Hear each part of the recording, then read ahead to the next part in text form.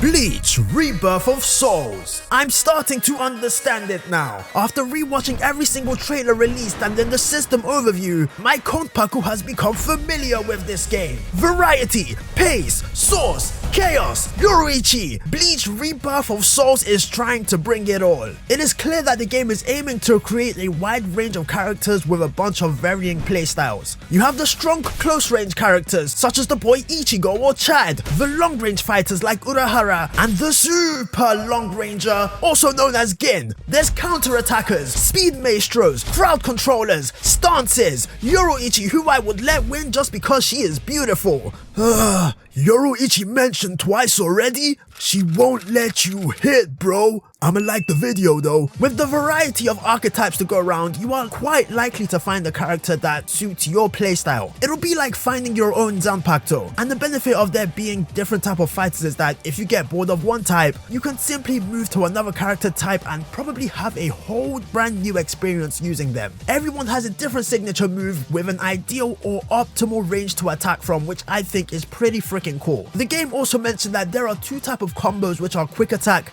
and flash attack. I'm assuming those will be the square and triangle buttons. You'll most likely be able to mix them up and combine them with certain spirit pressure moves depending on your fighter. Considering the way characters operate differently, I highly doubt that the button inputs you use for a simple Chad combo are going to smoothly transfer to someone like, let's say, Shunsui. Each character has a difficulty and ease of use rating applied to them, which is pretty interesting because I've never seen this type of rating system used in an anime game ever. Normally I see it in something like Overwatch or recently Marvel Rivals, but a 3D arena fighter? This is something new. I am a little bit disappointed because they are yet to release a trailer showcasing the utmost strength of the powerful, raging beast, also known as Kon.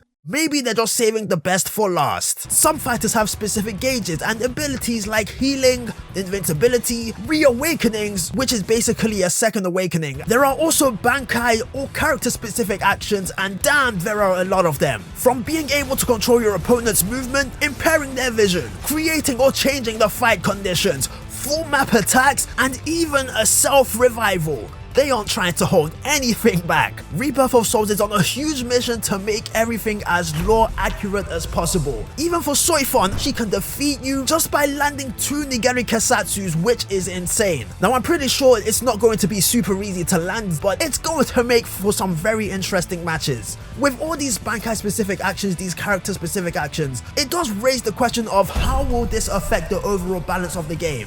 And to be honest, I'm not sure, but we'll cross that bridge when we get to it. Tamsoft are also doing their best to express the actual personality of the fighters through their attacks and abilities. The ones that stand out to me most are number 1, Soifon, and especially Kenpachi. He literally has a move that encourages you to hit him, and that's just simply a raw-ass ability for a raw-ass character. These are the type of things that we need to heavily appreciate because those are the details that help immerse you even more whilst playing the character. Naruto Storm also did something similar to this, but the difference is that it appeared in between the combos, so it couldn't create the same level of immersion. You had to pay really close attention to notice some of the little personality quirks in there. On top of the special bits and pieces each character has, the game system itself also offers you a couple avenues of playstyles. As shown in the game overview, the reverse meter can be used in 3 different ways. Chain reverse, which can be used to extend your combos, burst reverse, which allows you to push back your foe when caught in a combo, or soul reverse, which gives you a speed boost and recovers your health. This specific one kind of reminds me of the demon burst in Hinokami Kepputan. I love this a lot simply because the use of the revenge meter is versatile and can be used in various scenarios. Honestly, out of the 3, I can imagine burst reverse being used the most, especially in the early stages of the game when people aren't too good at movement and dodges yet. Then we have the Kikon move, which I believe in other words will be your ultimate attack. We've already seen in gameplay how brutal Kikon moves can be, taking 4, 5 life stocks and instantly changing the dynamic of a match. I'm not entirely sure of this, but it does seem like you can only use a Kikon move while you're in your awakening, which again is another interesting choice. Something like this has never been done in other anime games. Naruto Storm, Sparking Zero, you can use your ultimate move whenever you want.